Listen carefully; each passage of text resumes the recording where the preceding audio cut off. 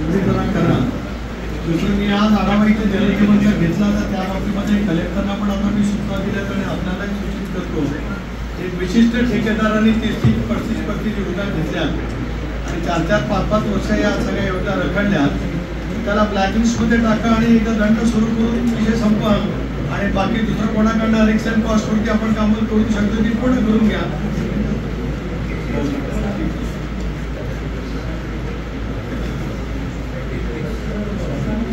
आता मी कलेक्टरांशी बोललो आणि सिव्हिलजवळ बोललो. त्याच्यामुळे या ठेकेदाराच्या बाबतीमध्ये मी योग्य ती कारवाई करायची. एक बार सर्वात महत्त्वाचं म्हणजे सर्वांचा धारणा आहे आणि ती बरोबर ती आहे. धरणाची दुरुस्ती योग्य झाली, अनेक गावाच्या पिण्याच्या पाण्याचा पेपराचा प्रश्न सुटेल. तर त्यासाठी नेमकं जे काय करायचं असेल ते करा. त्याला एखादा प्रस्ताव परत आणखी रिवाईज करून मंजूर लागणार आहे का? अजून एक उंची वाढवायचा एक प्रस्ताव आहे. त्याचे काय कॉस्ट येणार आणि उंची वाढवायला कोण परवानगी देणार? नाही, त्याला मान्यता कोण देणार? ते डिझाईन सीडीओ कडून डिझाईन करून घ्यावं. हा एमआयटॅक किती कॅपॅसिटी आहे? 4300. आणि त्यात किती हेक्टर सिंचनाच्यासाठी तो डिझाईन आहे सुरुवातीला? Sir 190 hectare. 250च्या आतला आहे ना? 250च्या आतला असेल तर हे काम तुमचं जलसंधारण महामंडळात करतं. मग आता याच्यासाठी आता नवीन डिझाईन करण्याची काय आवश्यकता काय? सर ते उंची वाढवायचं असेल तर त्याचा शिक्षण पूर्ण बदलणार पण त्या कालावधीपर्यंत त्याला तर भरपूर वेळ जाईल.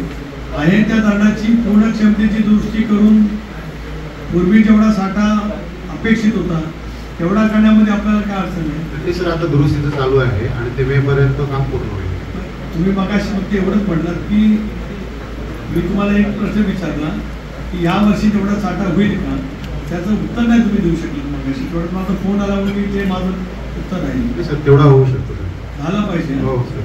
आणि मग सायमल्टेनियसली जी उंची वाढवायचा प्रस्ताव आहे तो पाठवा. ठीक आहे सर. 3 आली काही उंची आणि हेच तसं झालं. साहेब आपण कुठल्या गोष्टीचं काय समर्थन करावं याला एक मर्यादा असली पाहिजे. ज्या अर्थी ते धरण विषयांमध्ये झालं त्या अर्थी महाराष्ट्रात आणि अनेक ठिकाणी विषयांमध्ये सुद्धा धरण झालेली आहे. योग्य नाही. ठीक आहे सर, करून घेऊ. त्यांच्या अधिकाराच्या वरचे जर काय रक्कम असेल तर विभागीय आयुक्ताला दिले, त्याच्यावरती असेल तर सरकारकडे दिले. पण तुम्ही एक तातडीने प्रस्ताव पाठवा. मी कलेक्टरना आता संपल्याच्या नंतर लगेच सांगितलं. मगापासून मी 3 वाजताना फोन बोललो. तुम्ही लगेच पाठवा. त्यांच्या परवेमध्ये असेल तर त्यांना मी लगेच सँक्शन करायला सांगतो. किमान आता पाणी आटलेलं असताना जेवढं काही काम करता येईल ते हे 1 महिनाभरामध्ये तरी करता येऊ शकतं. किमान पुढच्या वर्षी काही प्रमाणामध्ये साठा वाढतो. तुम्हाला एक माहिती असलं पाहिजे प्रांताला आणि तहसीलदाराला, जसं गाळयुक्त हे आहे तसं गाळयुक्त धरण ही पण योजना सरकारने काढली. अनेक धरणांचा गाळ लोकांनी शेतकऱ्यांनी स्वतः काढून घेतला. तो लोकसहभाग नव्हता तर ते समजा ती चांगली माती त्यांच्या शेतामध्ये नेऊन ते टाकू शकत होते. एक किंवा त्यांना व्यवसाय करायचा आहे ते सुद्धा ती माती नेऊ शकतात आणि ती माती इतर ठिकाणी होऊ शकते आणि तुमचा त्याचा सगळं वाढू शकतो. तर त्या पर्यायाच्या अंतर्गत सुद्धा आपण यापूर्वी ते काम करू शकलो असतो. अजूनही ते एकदा प्रयत्न करा.